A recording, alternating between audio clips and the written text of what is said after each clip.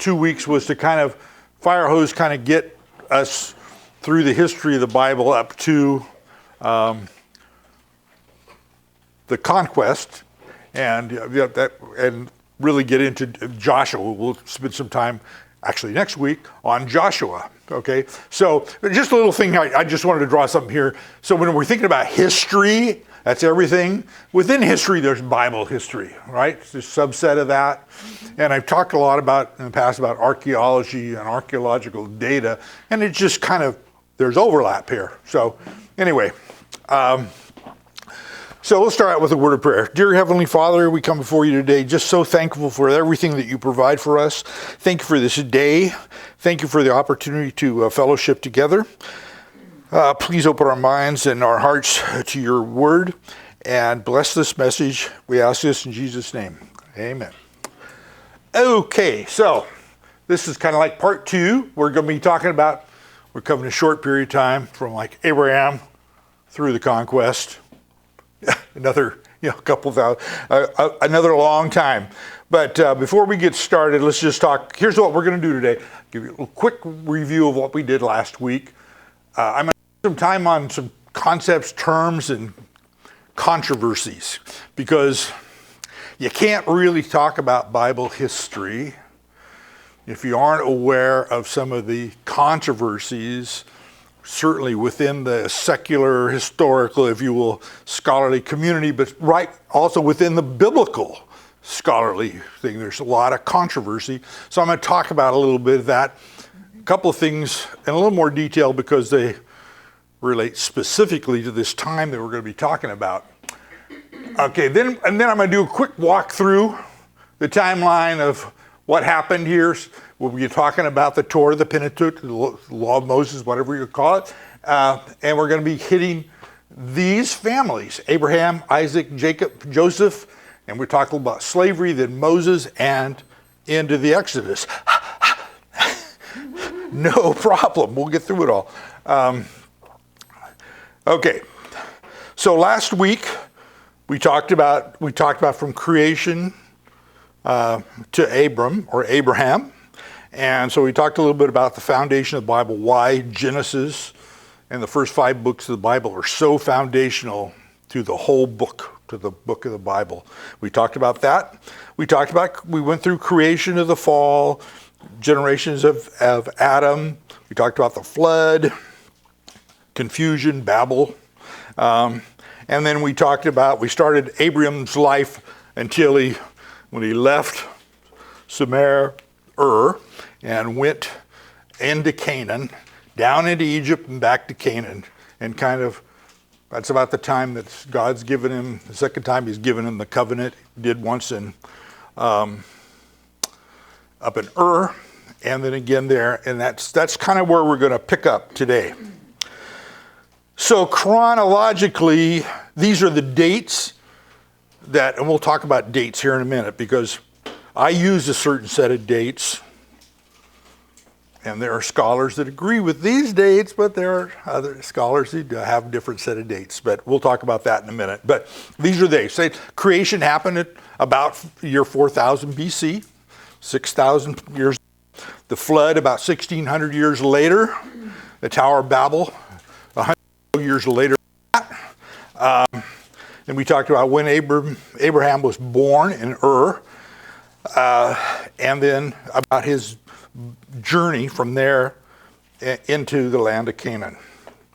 Okay, so I want to hit some terms and things. So I'm going to talk about some concepts here first.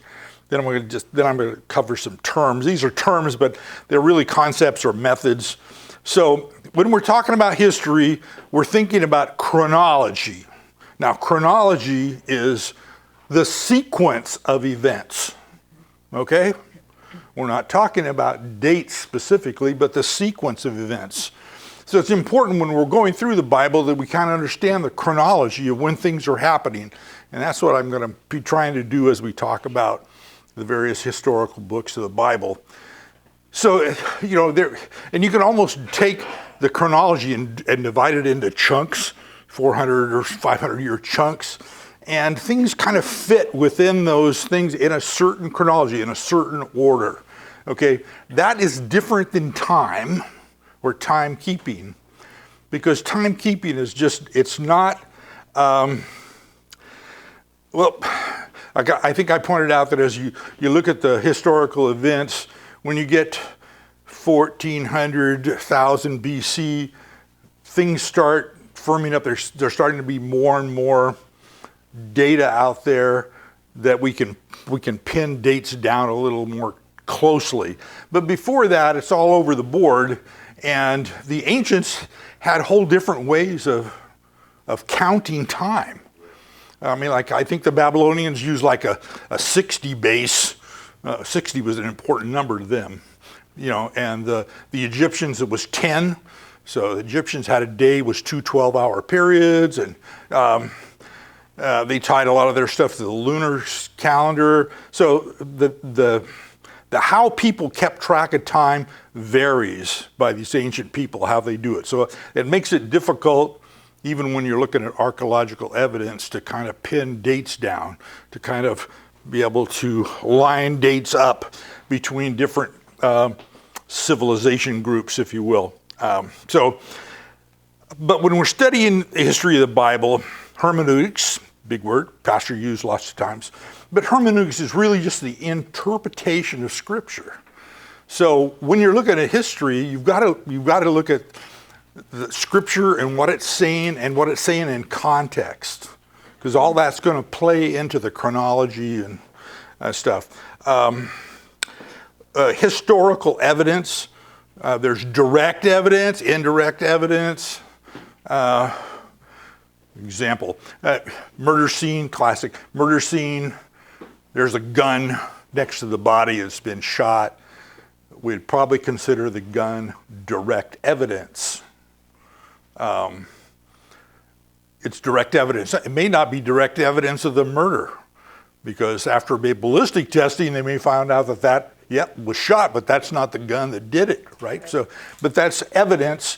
Indirect evidence can be secondhand type information. And when you get back into history, indirect evidence becomes more and more important, because we have very little direct evidence. So you have to do a little more work when you're looking at indirect evidence. I want to cover two kind of concepts. There's biblical minimalists and biblical maximalists. And the minimalist, really, the archaeology is primary. The biblical story is secondary. So, you know, they try to take the archaeology and line the Bible up to it. A maximalist takes the Bible and says that's our framework, and we try to tie everything to what Scripture says. I consider myself a maximalist. That's what I try to do. So all these methods, when you're looking at history in the Bible, you got to think about all these things. And when you're trying to line up, it's like, when did this happen? You've got to think through a lot of things. Trying to lay out the chronology helps, and that's what I try to do, is lay out the chronology, the sequence of events, and then try to see what is there that agrees or disagrees with that. Okay. Some terms, just to throw out a few terms in case you've heard these. So I'll say the Torah, sometimes I say the Pentateuch, sometimes I say the Law of Moses. That's the first 5 books of the Bible. Okay, so when you hear people say Pentateuch, or you hear them say Torah, or you hear them say the Law of Moses, that's the first 5 books of the Bible. That's what people are usually talking about. Have you heard the word Tanakh? Okay, the Tanakh is the whole Jewish Bible. The whole Hebrew Bible is the Tanakh. And it actually is an acronym. T is for Torah. N is for, let me think of the word. It's a Jewish word, Nevim, I think, which means prophets. And then the K is for Keduvim, I believe, and that means the writing. So the Jewish Bible is broken up into these parts as far as the Hebrews are concerned. And their Bible, the Tanakh, is 24 books. Ours is 39 books. The Old Testament is 39 books. But every book in our Bible is in their Bible. They just combine. They don't have 1st and 2nd Samuel, they have Samuel. Victoria has a question, I think. Oh, I'm sorry, Victoria. If it's an acronym, then what's with the vowels? I'm sorry. If it's an acronym, then what's with the vowels? What is an acronym for? No, I meant if it's an acronym, then Why are the A's there if it's an acronym, she's asking? Oh, I don't know why. I mean, they made it into a Hebrew word. So It's probably like Jehovah. Or, yeah, you know, yeah. Where They add some. add the vowels for phonetics. Yeah. Probably. Good question. Yeah, good question. So it's important to realize that the Hebrew Bible has all the same books, same that we have in our Old Testament. Okay? The Hebrew Bible does not have the Apocrypha. That only got introduced really into the Old Testament when they did the Septuagint. They added those books, and anyway, we won't go into that. Then there's the mitzvot, which is the law. So in Hebrew, they have like 613 different laws. It includes the 10 Commandments and all kinds of stuff. So that's got to do a lot with holiness. And then you'll hear the word Talmud. You heard that word before? So that's, that's rabbinic writings, commentary, if you will, kind of a study Bible, or maybe you might do the Jewish catechism, or whatever. But that's additional writings, and the Orthodox Jews use that data a lot. Covenant, we've talked about covenant before, but it's important to realize that is a contract, agreement, a promise from God. In our case, we're talking about a divine promise to humanity or to a group of people. Okay. Sometimes when you're reading, you'll hear the ancient Near East, or you'll see A-N-E, and that's just the initials. It took me a while. I read stuff and I'd see A-N-E, A-N-E, A-N-E. What world is that? Ancient Near East. So it's the whole geographically, the whole area kind of around the Mediterranean, that eastern half all the way around, and includes, up into what we have Turkey today, and up into Iraq and Iran, and down into Egypt. So that whole area. Have anybody heard the words documentary hypothesis?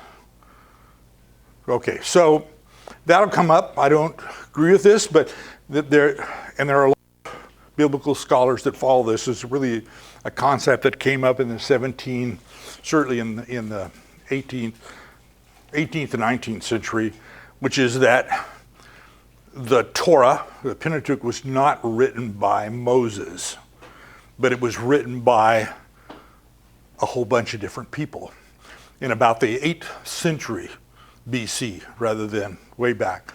Don't agree with that. I've done a lot of reading about that, and basically when you look at the writing, and scholars say that 80+% of the terminology is Egyptian in origin, so it really has to date back to that period of time. So it's just something that you hear about, and if you hear organizations that believe in the documentary hypothesis, they basically don't believe that Moses was the author of the first books of the Bible. Okay. Some of the controversies that I just listed a few here, but there's controversy about creation versus evolution. We're not going to talk about that. And how old is the Earth? Are you an old earther or a young earther? And I'm a young earther, which means I believe that the Earth is about 6,000 years old. It may be a few 1,000 or 2 years older than that. There's differences about dating again, but certainly young Earth. Like who was Cain's wife? That's a question that comes up. Was the flood local or global? There's a real major apologist that's out there, a guy named Hugh Ross, who is an old earth proponent. He rationalizes all kinds of things. He has to distort a lot of things. And one of the things he distorts is says, well, the flood was just local. Doesn't make sense. But Much learning doth make him mad. what's that? Much learning doth make him mad. Yeah. Okay, so, and then we have the Exodus. Did it happen? If so, when? And I'm going to talk about that just a little bit here because it's a good example of the dating issue. And what was the route that we took on the Exodus? So, there's lots of different dates. In fact, I was reading something by a Jewish rabbi, and it was talking about the same period of time, and it was like, oh my, they have a different set of dates than these even.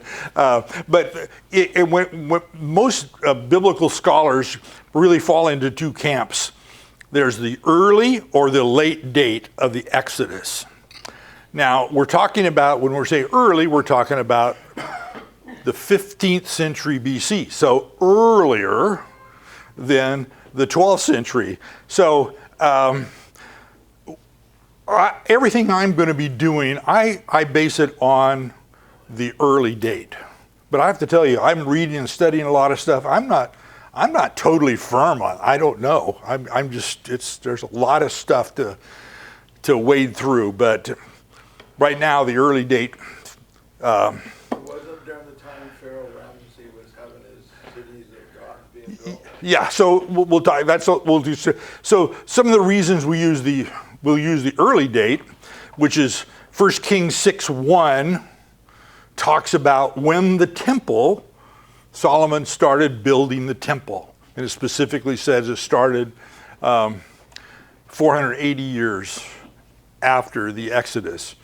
And we know archaeologically and through a lot of stuff, we can pin down the date when Solomon started the temple pretty firmly.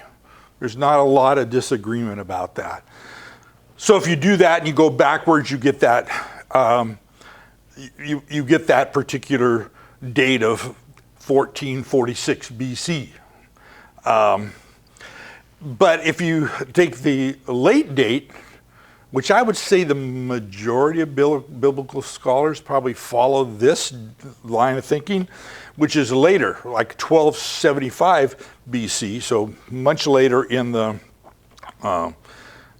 time, nearer to now. And their main reason is that in Exodus 1:11, it talks about the supply cities that they built in Egypt. And those, if they were just being built, they couldn't have been built 200 years earlier. So if you're using a hermeneutical perspective, does data within the book take precedent over data from another book, especially one that's written hundreds of years later? In the case of, we're talking about within Exodus, it talks about this. The other date uses 1 Kings, which was several hundred years later when that was written. So that's and it also has to do with the city of Ramesses. And it also, that has to do with who was the Pharaoh at the time of the Exodus. So we have Tutmos the third in the period the 15th century, and we have Ramesses in the 12th century. So it can be very confusing. Most of the stuff, when I look at it, things line up better with the early date, but it's kind of hard to. Do we know what supply cities are? So in ancient Egypt, there were these huge buildings, mud brick buildings, and they've excavated a lot of them that were used for supply, where they stored grain. To me, it's very interesting. It goes all the way back to Joseph, right, and the famine when they were storing things. So they had a practice of building these facilities for storing things. So anyway, you can see that there's a lot of stuff that you can look at and study, and trying to come to a conclusion is pretty difficult. Right now I lean towards the early, but I can't say that I'm 100% firm on that. Okay, so what was the root of the Exodus? You know what? I need my point. Well, I don't need my pointer. Okay, so the root of the Exodus. So anybody seen the documentary Patterns of Evidence? It's a recent series talking about the Exodus. So maybe I'll do this. I'll show you this slide, which is an example. These people that I took this from, they said this is the correct route. So the white line, they're saying that's the correct route that the Israelites took in going to the Promised Land. So you'll see that they left Goshen up there, and they came down along the Suez Canal, or the Gulf of Suez, down to the end here of the Sinai Peninsula, and jogged around, and they crossed the Red Sea, or actually the Sea of Aqaba, the Gulf of Aqaba right there, and they crossed that right there, and it's narrow there, and it's actually fairly shallow, not shallow, but not too deep. And then they went around here and up to Mount Sinai and blah, blah, blah. And this is the area of Midian. Some say that's where Moses spent, his time after he had left Egypt. So there's some rationale. And it went up there, and they tested the Promised Land and said, ooh, the giants, and they didn't go, and they wandered for another 40 years, right? So that's one scenario. Well, there's other scenarios that take the Exodus from there, and they go across one of the big lakes over there called the Sea of Reeds, and because the Red Sea in Hebrew really means Sea of Reeds, that's what I've read. So they say they went across there, and then they came across the Sinai Peninsula, and they dealt in there, and then they went up. This particular one, for example, shows these blue triangles. Those are different places that different groups say that's where Mount Sinai is. They believe this is where Mount Sinai is, and not these others. So there's those differences of opinion. Then there's the one that I thought made the most sense, where they come across and they go across the Sinai Peninsula because there was a trade route through there, and there's actually water along the way, but there's a well-traveled trade route that kind of moved up to the head of the Gulf of Aqaba, and that's the route they took. And then there's others that they went up that way, and because of the Egyptians, they dropped down through a canyon into this area right here, which is right here, I guess it is. There's an area where it's a little narrow and very much shallower area, and there's also a large plain as you come out of the canyon there that could easily have had hundreds of thousands of people camped. There's plenty of room. So, and that they did that. So there's other ones that say they went across there, and then they crossed up there at the top of the Gulf of Aqaba. There are books and books and books written about this. I don't know. It's really interesting, but fortunately today we don't have to make any decisions. So, okay. So let's just try and get through the chronology here. So, this is my old famous biblical timeline. Last week we were over there off the end of the chart. Today we're into this area, the blue and the little pale or army greenish color. Moses and Exodus, that's the time period that we're going to be dealing with. And this is all, and the time period really covers, from the Bible perspective, all 5 of the books of the Torah is really involved in this time period. Moses wrote the Torah while he was in the wilderness. Okay, so God gave him the inspiration, and that's when he wrote it. So, we had the book of Genesis, which is the book of beginnings, creation. And I always like to remind people that God created time, space, and matter. And we're talking about time all the time, and all the time we're talking about time. We're talking about time, but time, God created time. He is outside of time. I mean, it's a weird concept to think about, but I think it explains a lot of things when people talk about predestination and, God, time has no concept. He can see before, after, whatever. So God created time, space, and matter. The whole universe and everything that was in it is in it. We won't get into, did he create angels at that time, or did he create? That's a whole other one. No, we're not going to go for that one. So the Exodus is all about the Hebrews, the Israelites getting free, and they go through a lot of. God puts them through a lot of tribulation, or they put themselves through a lot of tribulation, I should say. Leviticus is really about teaching the people how to live holy as far as the Hebrews were concerned. Numbers talks more about their experiences in the wilderness, and obedience is always the thing here. Obedience to God. It's just they're constantly disobeying, getting punished. Deuteronomy, which basically is at the end before Moses dies, and he gives his speeches, if you will, or his sermons, trying to tell the people, you got to knock off this idolatry, but got to live a holy life.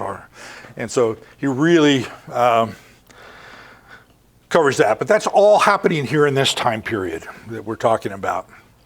So as far as the timeline is concerned, we're going to be talking about these families or events. And we're going to rattle through a bunch of dates here. So, and again, all these dates are based on my assumption of early Exodus. Because if I use the late Exodus, I'd have a whole different set of numbers, which I have if anybody's interested. But anyway, so in 2166, Abram was born. And if you remember, he was born in Sumeria, area we might now call Babylon. Kind of geographically, it's in the Tigris-Euphrates Valley, very fertile, especially at that time. Still is today, I believe. But that area down near what would be southeastern Iraq, in that general area, was the Sumerian Civilization, which we believe started. We believe that Babel, the city of Babel, those things happened in that area, and people were dispersed from that particular place. So he was born in the city of Ur, which is one of the major cities in the Sumerian civilization. His wife, his sister, was born about 10 years later.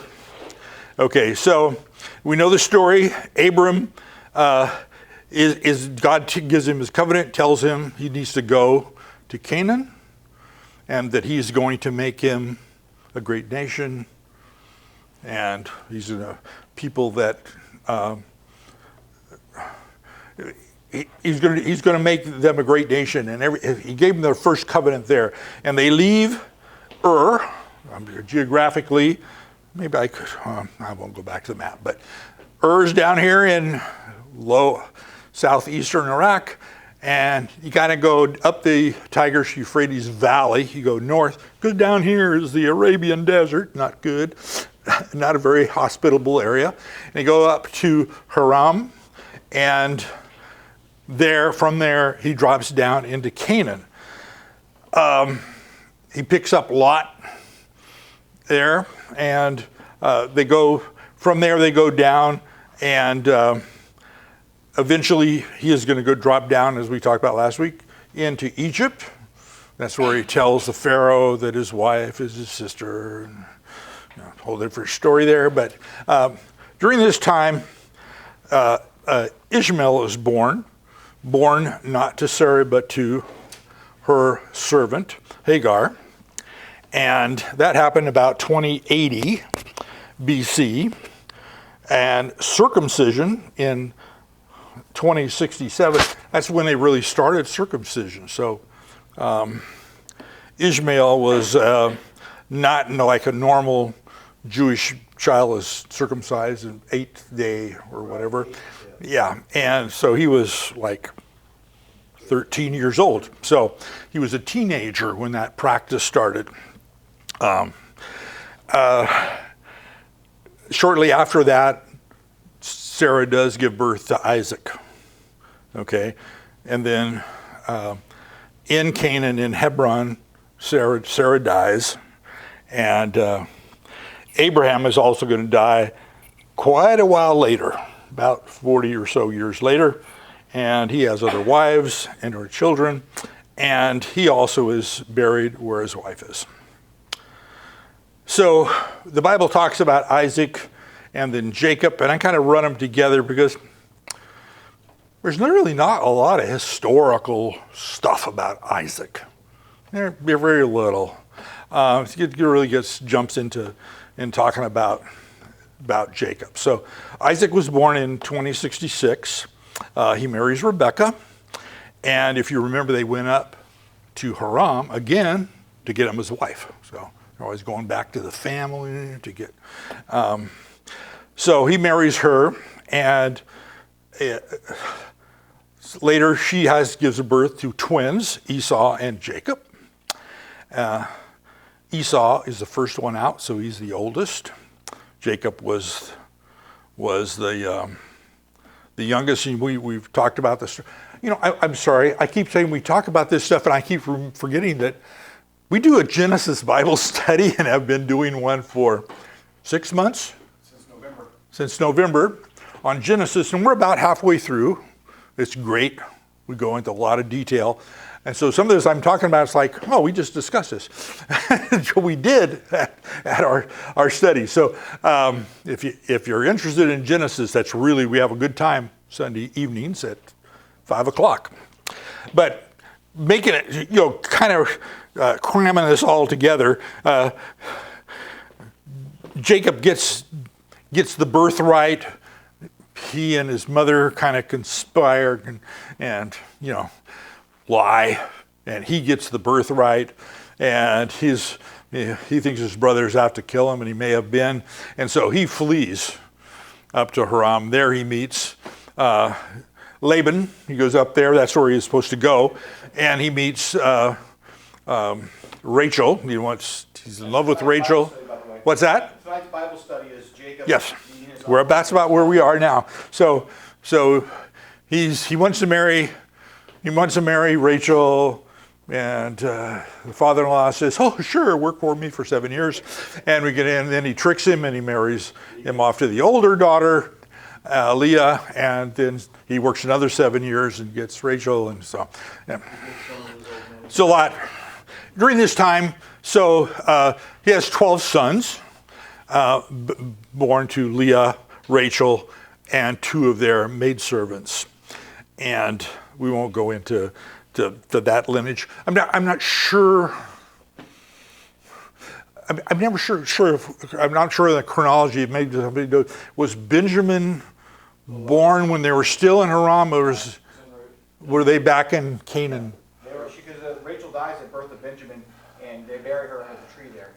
Right. So it's In travels. they were so yeah. I think she Her under a tree. Yeah. Kind of implies her travels. so 11 were born up there in Haram, and Benjamin, the youngest. And you remember, Jacob loved Rachel.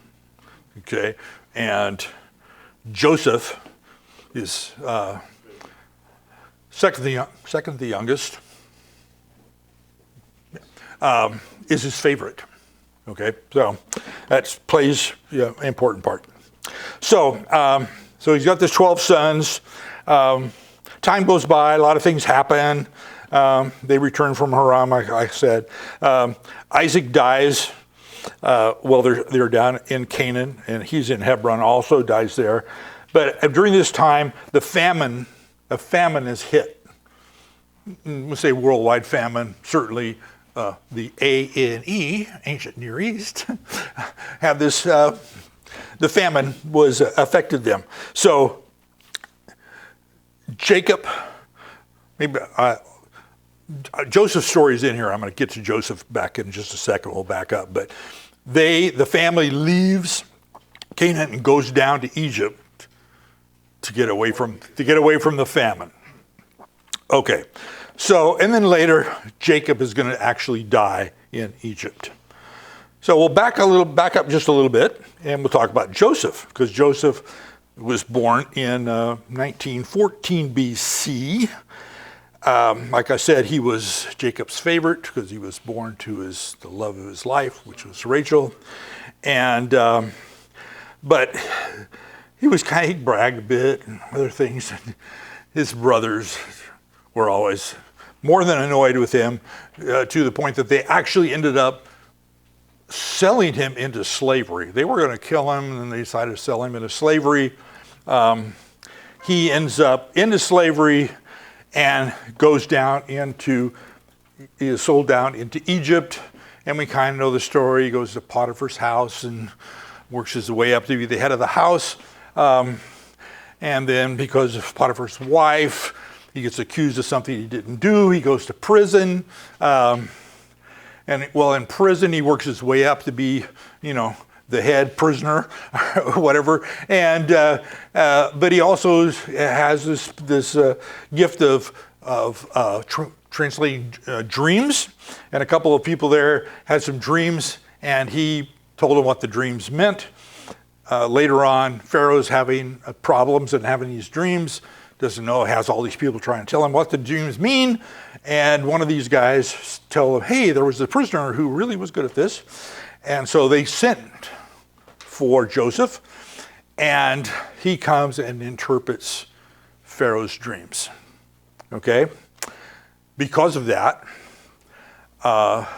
Pharaoh makes him number 2 in Egypt.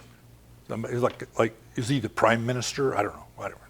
Number 2.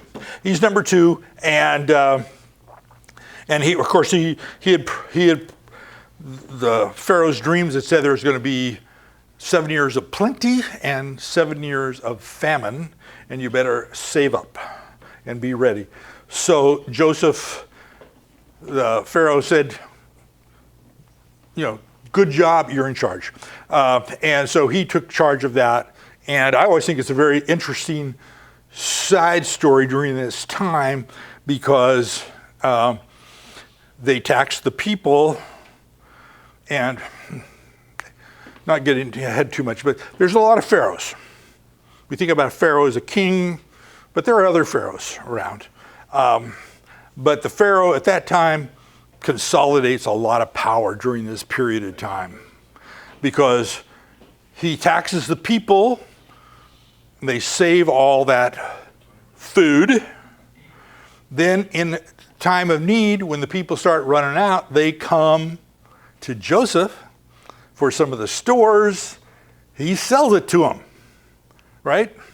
First he takes their cattle, whatever they have, eventually their land. Pharaoh becomes very, very rich and very, very powerful at this time. I always think that's,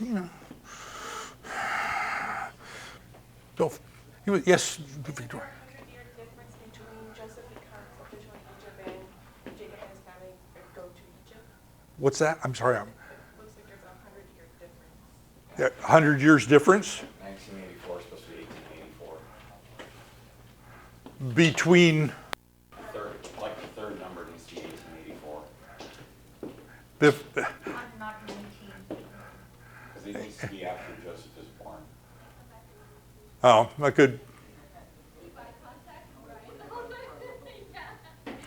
Yeah.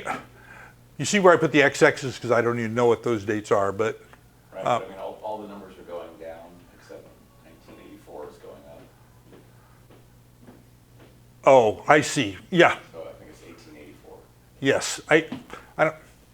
Thank you. It's wrong. I go look up the right date, but it should be chronologically. It should be in there. So That should be 1884. maybe it's 1884. Should be. Okay. Thank you, Victoria. All right. So where was it? So the famine hits, and during this time, Jacob brothers come back. Jacob's son go to Egypt to buy grain. You know the story, back and forth. They don't know that it's their brother Joseph, who they thought is dead. Anyway, he ends up telling him who he is, gets his dad there. They live happily ever after.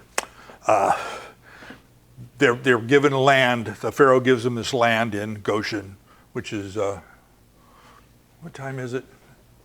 I've got a few minutes. Okay, we're getting close.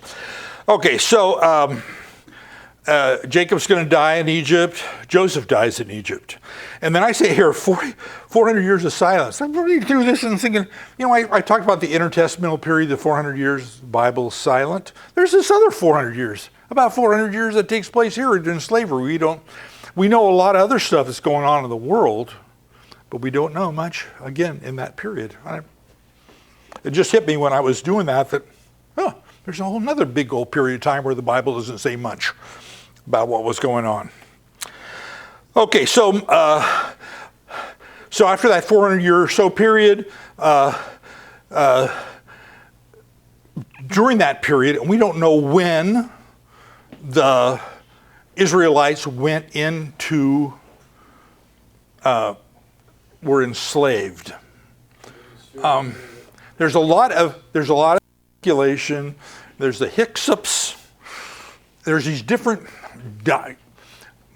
Egyptian dynasties. And when we're saying dynasties, do you know what a dynasty is?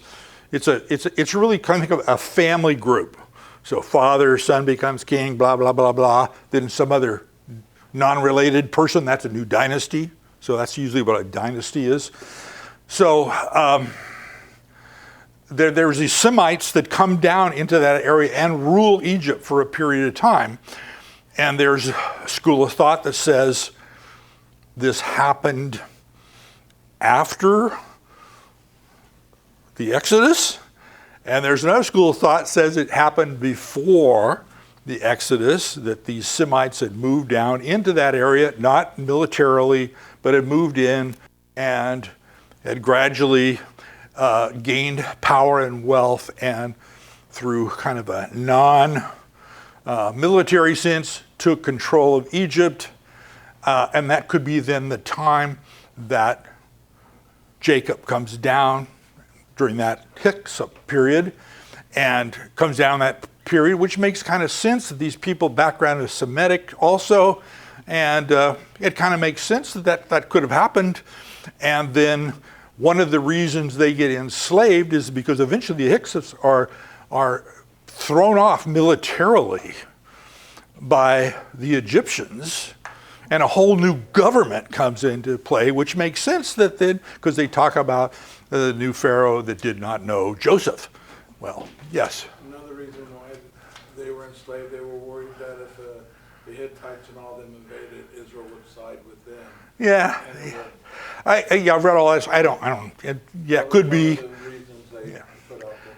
But anyway, that's a whole nother thing that's very interesting to try and figure out, but I haven't figured it out. But anyway, during this, so Moses, of course, we know the story of Moses. The Pharaoh had said that all the men had to be, firstborn had to be killed, and Moses' mother puts him in a basket, floats him down the river. Pharaoh's daughter, Moses is an Egyptian name, by the way, not Hebrew. And he's born, and that's and during that, he's born, is raised as an Egyptian. Then, he starts feeling his Jewishness, if you will. He kills an Egyptian, and then he flees to Midian, and spends 40 years in the wilderness, in the bush, and a whole bunch of stuff. And when Thutmose III becomes Pharaoh, during that time is when Moses comes back. Okay? So Moses comes back to Egypt. He's still a prince of Egypt. He comes back and, basically says, let my people go. And he does the plagues and all those things. Eventually, in about 1446, they actually exit Egypt. And that's, what route did they take? Chronologically, we know certain things happened. The Exodus happened, within months they got to Mount Sinai. We know that, shortly thereafter, the specs and they built the tabernacle. In the first year, they observed the first Passover. And so they're there at Mount Sinai for about a year before they leave. When we think they're in this wilderness, they're not just marching around. They camp places and stay for periods of time. So they leave the Sinai. They eventually, after a lot of trials and tribulations, they eventually get to the Promised Land. But because of transgressions that Moses himself had made, he is not allowed to go in, but he is able to see the Promised Land. He dies, and that's the end of the wandering. So a lot of things are going on. Just real quick, I'll go back to these charts. There are a lot of things going on during this period of time. The blue up there is the biblical stuff, and down here is other things that were going on in the world, like we talked about Ur. Well, we know Ur fell in 2004 BC. That's where Moses was born many, many years earlier. Not Moses, but Abram. So those things were going on. The first pyramids were built. We have in the Middle East, or more the Egyptian, we have these various dynasties of the pharaohs. And I've got a lot of data on that. We're not going to go into that today, but as time goes on, we're talking about the story that we've been talking about here. Hammurabi reigned in Babylon during this time. The code of Hammurabi, have you heard of that? And there's some people say, well, Moses just copied that because it was a set of laws, Babylonian laws. And, there's similarities, but there's other things that are also similar because laws. Laws.